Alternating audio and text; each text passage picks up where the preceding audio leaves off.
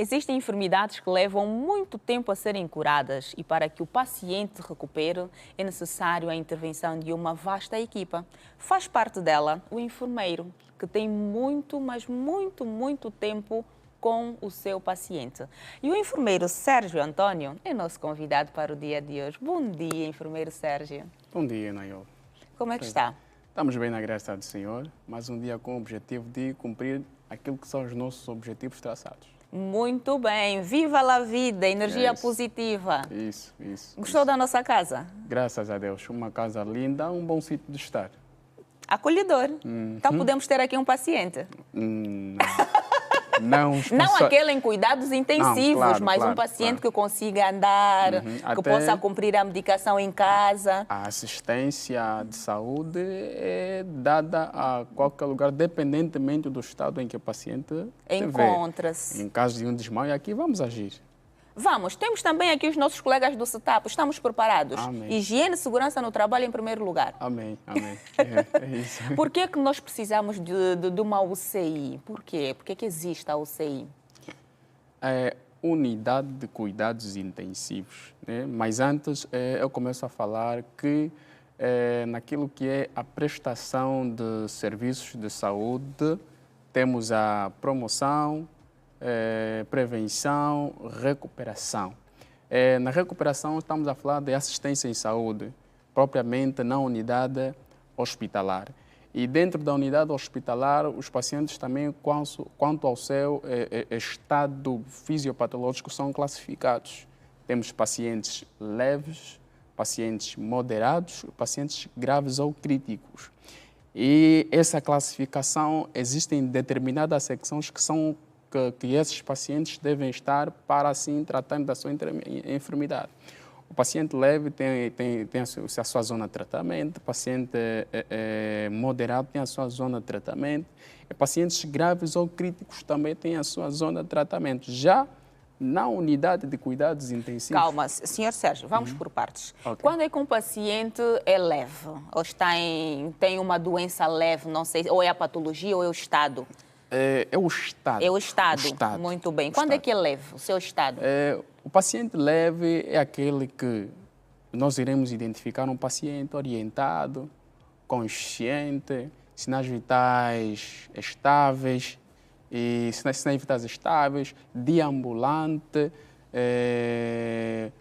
exames laboratoriais com resultados consideráveis. Então, nós vamos classificar esse paciente como leve. Porque pacientes leves, após uma consulta, ele pode dar sequência ao do tratamento em casa. Muito certo. bem.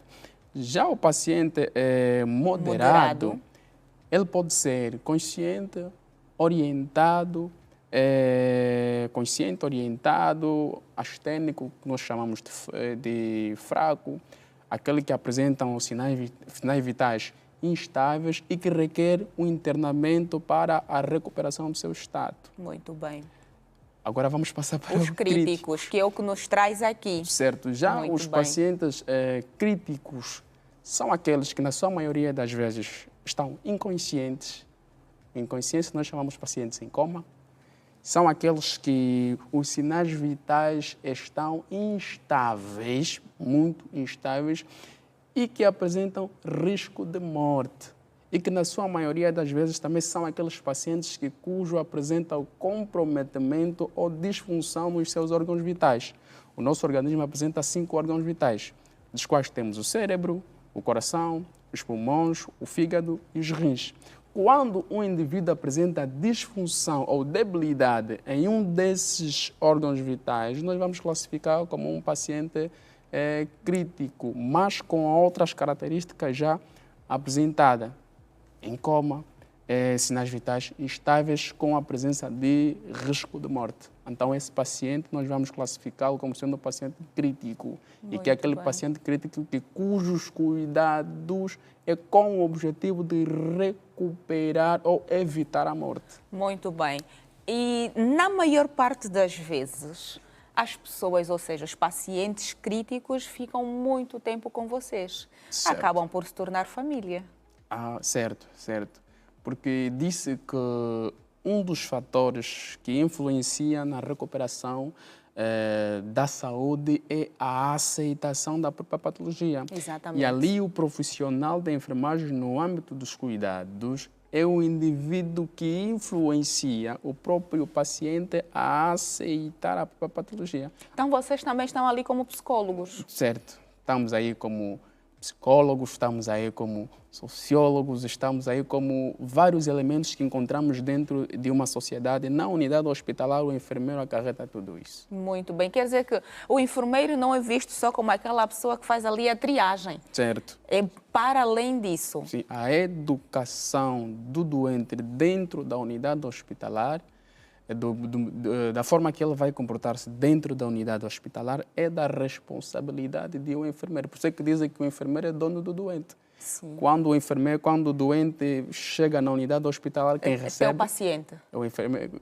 Quando o paciente chega na unidade hospitalar, quem recebe... É o enfermeiro. O enfermeiro Por isso é vai que lá... disse que é teu paciente, não é? Certo. O enfermeiro vai dar para o médico vai analisar, depois vai voltar para quem? Para o enfermeiro. O enfermeiro vai pegar este doente, vai levá-lo para o laboratório, depois dos exames saírem, vai voltar para o médico, depois o médico vai dar para quem? Para o enfermeiro. O enfermeiro vai cuidar do mesmo depois, no momento da alta, quem leva...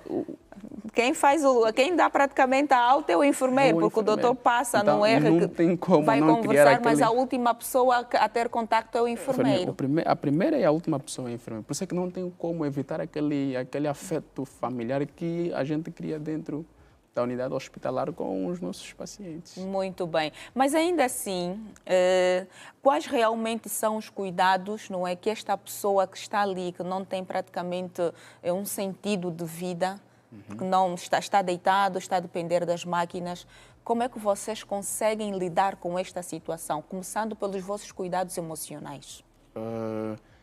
A princípio, o profissional da enfermagem feito em cuidados intensivos deve ser alguém que tem um equilíbrio emocional muito forte. Porque sabemos que nós temos família, até porque um dos métodos que a gente utiliza nos cuidados é a empatia. Sim. Que está aí, devo colocar em mente que está aí é meu irmão, que está aí é o meu pai, para que os cuidados não possam ser diferenciados. Então deve ter o equilíbrio emocional. E, para além disso, o domínio daquilo que são os conceitos científicos para poder alavancar os cuidados de enfermagem. Porque existem cuidados específicos de acordo a cada patologia e existem cuidados gerais que todos os pacientes críticos ou afeitos a cuidados intensivos devem receber. E nesses cuidados gerais, né, vamos aqui mencionar, porque se for de modo específico, vamos pegar várias patologias. Sim. Que a enfermagem nos apresenta diagnóstico da enfermagem, que consiste em identificar problemas de cada patologia, vamos identificar o cuidado e vamos avançar. Então, vamos aqui falar dos cuidados gerais. Mas uma pinceladazinha vai dar daqui a pouco, que eu vou perguntar também. Vamos aos gerais, para começar. Vamos aos cuidados gerais. Todo paciente afeto a unidade de cuidados intensivos ou paciente crítico, devemos monitorar os seus sinais vitais. Sinais vitais que são sinais que nos indicam vida, o funcionamento normal ou anormal do paciente. E esses sinais vitais devem estar em tempo real.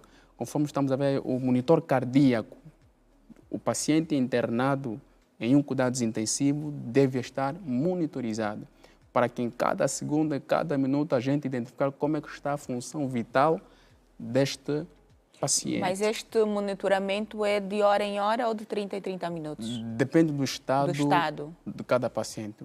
Vai depender. Existem aqueles que a gente monitora de 30 em 30 minutos, de 1 em 1 hora, de 2 em 2 horas, de 3 em 3 horas ou de 4 em 4 horas. Vai depender. Quando a gente vê a recuperação, então, quando desceu para moderado, então sai dos cuidados intensivos.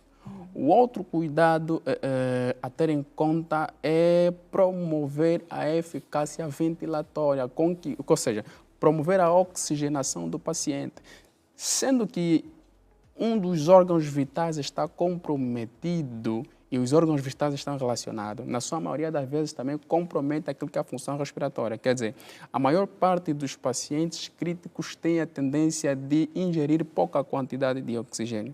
E o profissional da enfermagem deve promover uma boa ventilação ao paciente, promover oxigênio. Quer dizer, pacientes críticos devem estar oxigenados. E, para além disso, temos a mudança de decúbitos para aqueles pacientes em coma que dependem do enfermeiro para as suas necessidades.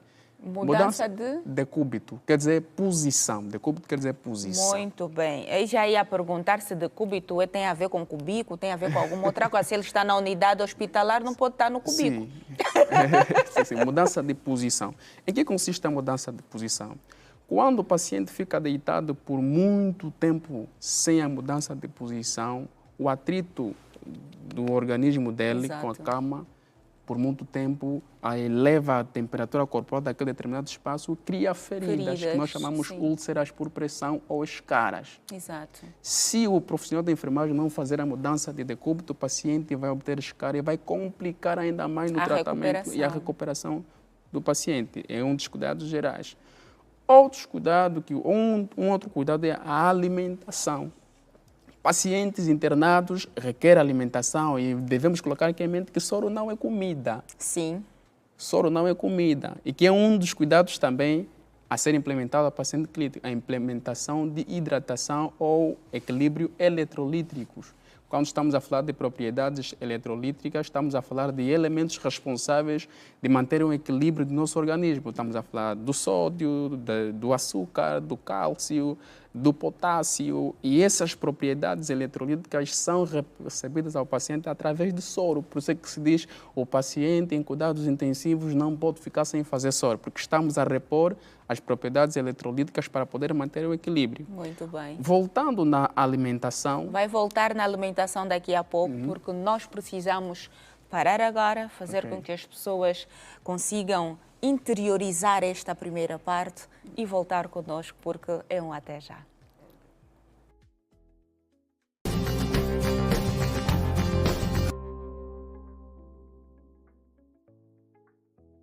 Estamos de volta, espero que tenha conseguido ao menos beber água e assim que nos está a assistir numa cama de hospital, desejamos rápidas melhoras para que você possa sair daí com vigorosidade.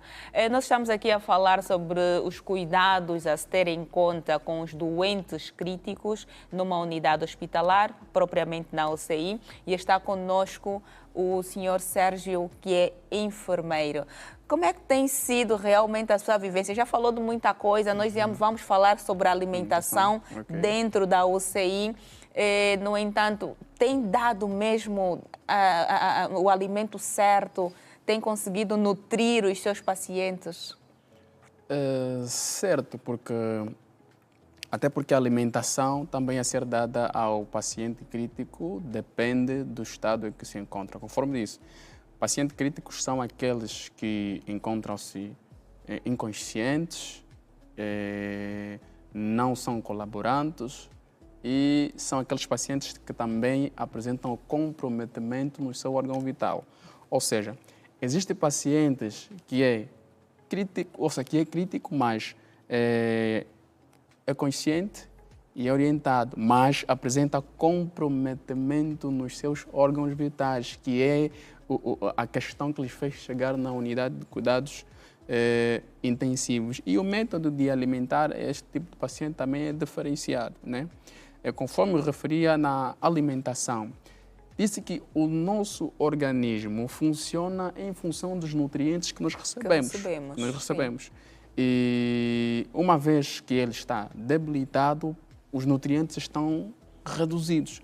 Requer repor nutrientes para assim dar sequência ao funcionamento.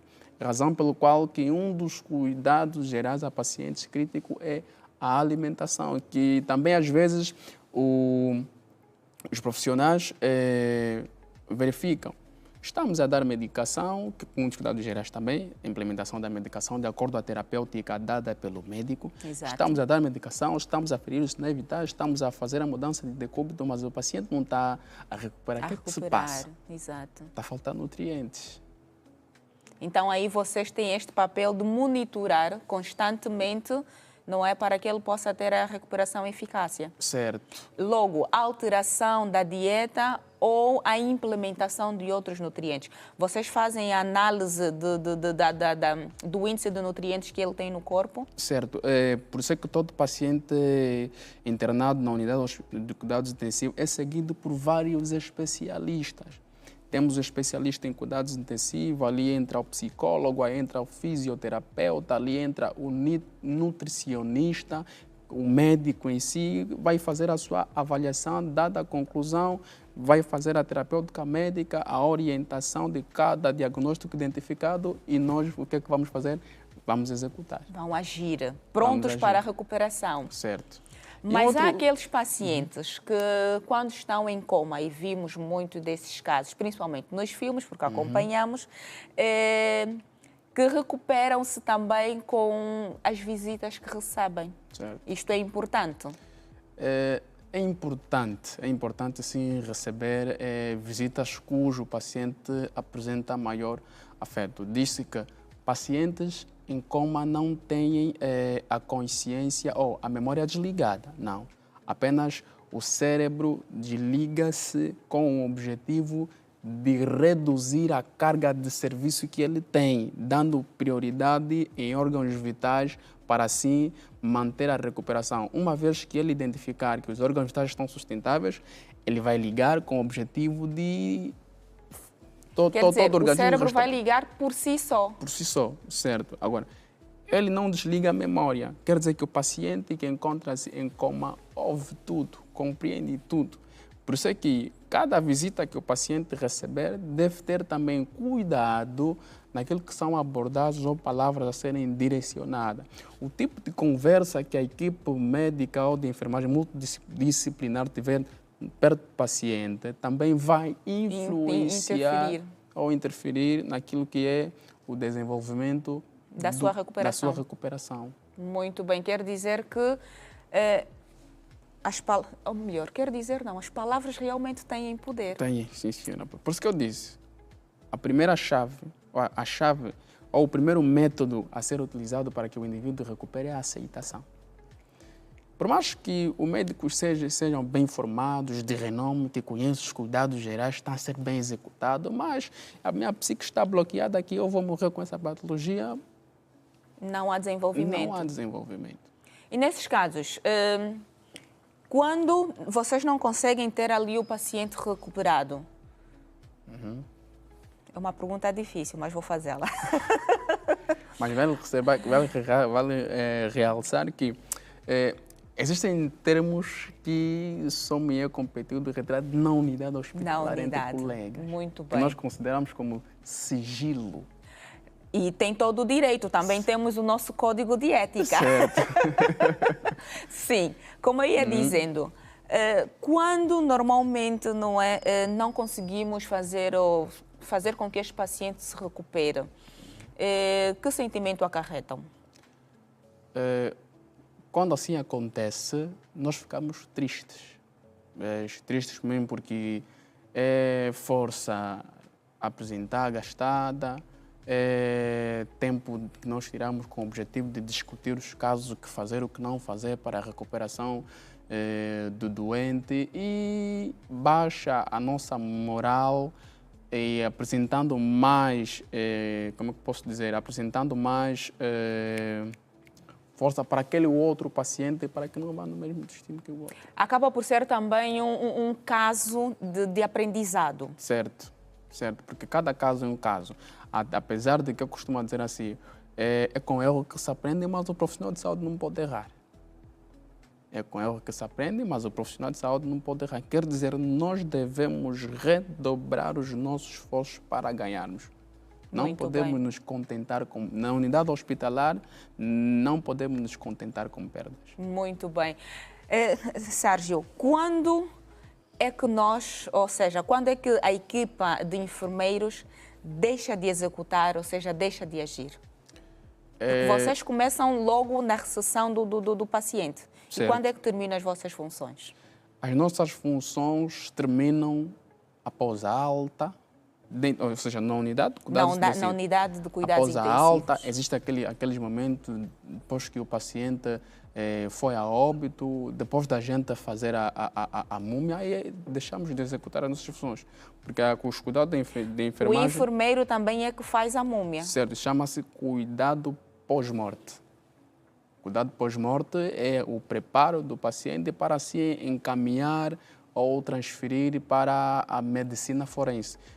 Após a morte do paciente, o médico passa um documento que chama-se transferência, quer dizer, estamos a transferir o corpo para a medicina forense. A medicina forense é lá onde vamos encontrar já a medicina legal, que será responsável de cuidar, de identificar as causas reais da morte do paciente e, a partir de lá, o que é enfermeiro... responsável por fazer a autópsia. Certo, certo. Não, chamamos necrópsia. Necrópsia. Certo. E por que é que nós falamos autópsia? A autópsia é a autoavaliação.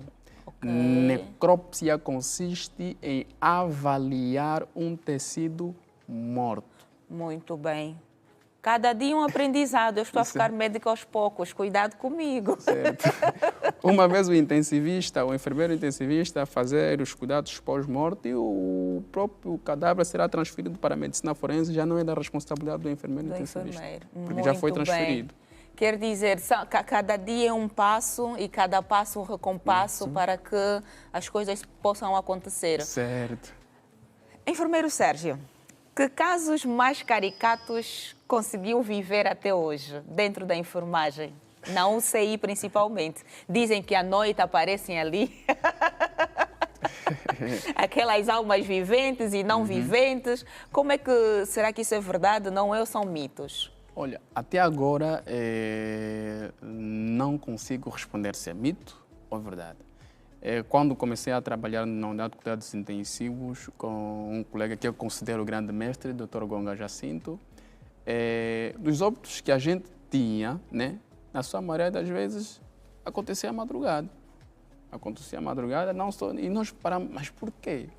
Será que existe uma relação entre a morte e a madrugada? É um caso que a gente colocou em interrogação. Que decidimos estudar, mas que até agora ainda não obtiveram resposta. Sim. Esses são os casos caricatos, né? Nós vamos estabilizar o paciente de manhã, de tarde. Quando chega a madrugada, foi. Então, é um caso que até o momento tem sido, como é que eu posso dizer? Estudado. Sim. Ainda acontece e deve ser estudado por vocês. Deve ser estudado. Apesar de que outros fatores, conforme disse, existem espíritos assombrados dentro da unidade hospitalar, o Satanás atua mais na madrugada, mas que às vezes a ciência pode dar resposta quanto a esses fatores que têm acontecido na unidade hospitalar. Muito bem. A unidade de cuidados intensivos é uma unidade delicada. Eu vou pedir agora que dê os seus conselhos, começando pelos familiares de doentes nestas unidades e posterior à equipe de enfermeiros. Ok. Para familiares, começamos para familiares.